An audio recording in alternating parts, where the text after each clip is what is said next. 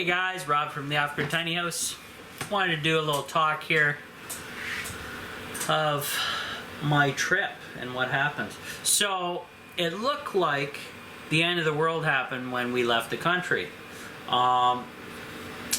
The nonsense impeachment stuff was going on the news that we got. Then the coronavirus broke out, pandemic worldwide, that broke out.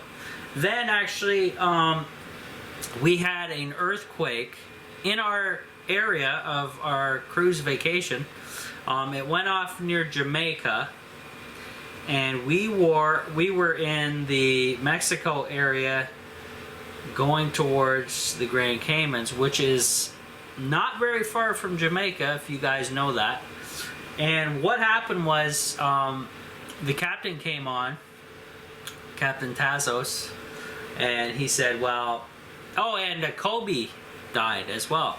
Not that that's a world-changing event, not really. But the captain mentioned it as well and everything like that.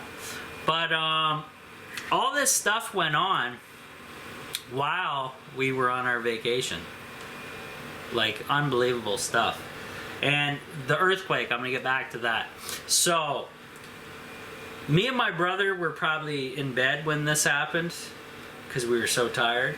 But my parents were sitting someplace next to a row of decorative glass on the ship, like glass panes.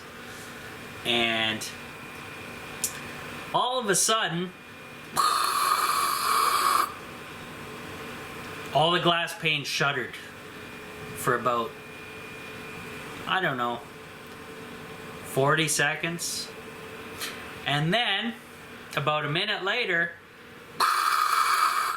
again. So we probably got hit by a little bit of aftershock on the ocean. Now, we were on the ocean sailing. We weren't at a port. But it was pretty interesting to experience that. Now, I don't know, I didn't feel anything. And, yeah, and it was pretty crazy. And then when we did go to the Caymans, when we landed in the Caymans, we talked to my mom wanted to go in one of these jewelry stores, and we don't buy jewelry, us, but my mom, that's women, they do, and basically,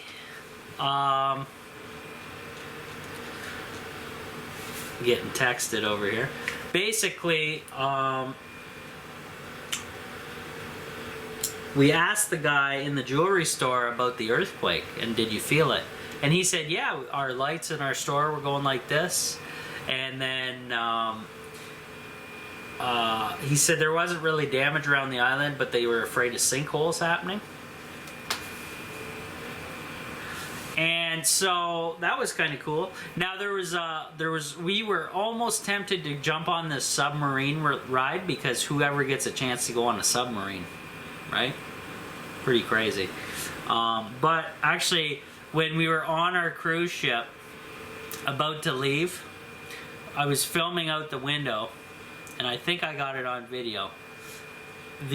Or maybe I don't. It's hard to, I don't know if I caught it or not. But that same submarine that we were going to ride on had to be towed back into shore by a tugboat. So they must have had mechanical failure. So, crazy. Yeah. Yeah, so, yeah.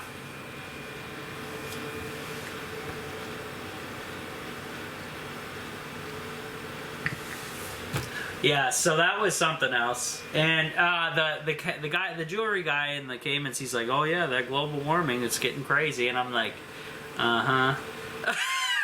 You guys know my stance on that. What a load of junk. And then, oh yeah, let's start getting into the coronavirus. I'm going to do a video here on that and I'll probably shoot a separate one just on that, because that's into the prepping and all that preparedness situation. So yeah, the coronavirus broke out. Now China, guys, is a communist country, if you don't know, and I like to compare it to another communist country where a global event happened and they tried to cover it up and play it down, and that would be Chernobyl. Now, very different things, but not really. Not really. Maybe a little bit. But both communist countries, what did they do? Lie and cover up, obviously. Similar to the dams in the U.S. They live for that.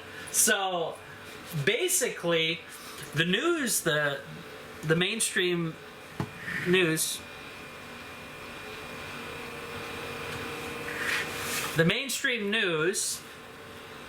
initially said, oh, 200 people in China have contracted this and died from it, and oh, nothing to worry about. But on the other hand, oh, China's shutting down the city and travel, and they're building a hospital.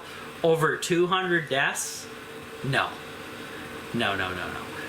There's probably more people sick in China in one day, well over 200 on your average without the coronavirus, and you don't see them shutting down cities and what have you. So, guys, huge cover up with this, obviously. The numbers are BS, obviously, and if you believe the numbers on the mainstream media, I got lakefront property to sell you on Mars, and you just send that check over to me, certified check over to me as soon as you can, and it's yours. It's yours, baby. It is yours, and I will have no problem spending that money. So yeah, I'm gonna get into more of that too. And then Kobe, tragic death. Somebody screwed up at what I heard was the safety system was pulled from the helicopter for some reason. So there's going to be a big investigation going on that, and somebody's going to get their butts sued off. And a whole bunch of other people. Then Kobe died.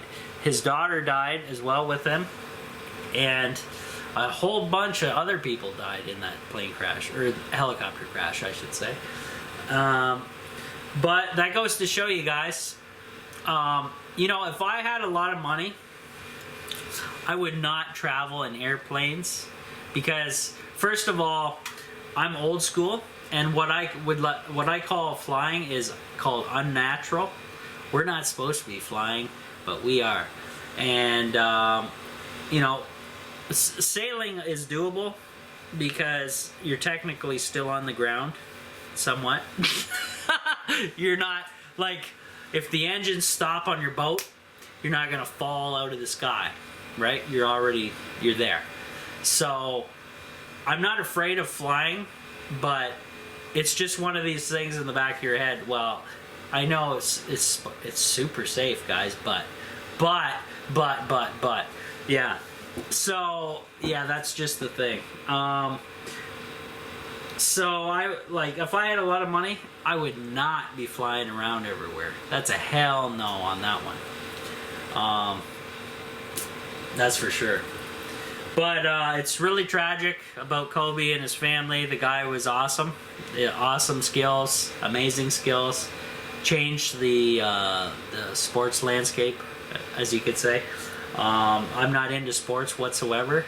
You guys seen how big I am, and that's for a reason, because that stuff is boring to me. Completely waste of time boring. And there's people who live their lives just eating that crap up, so yeah.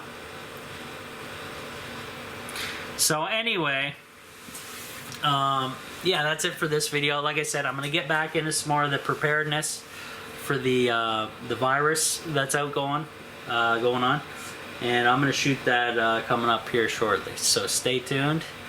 Rob from the Off-Grid Tiny House. More stories to come.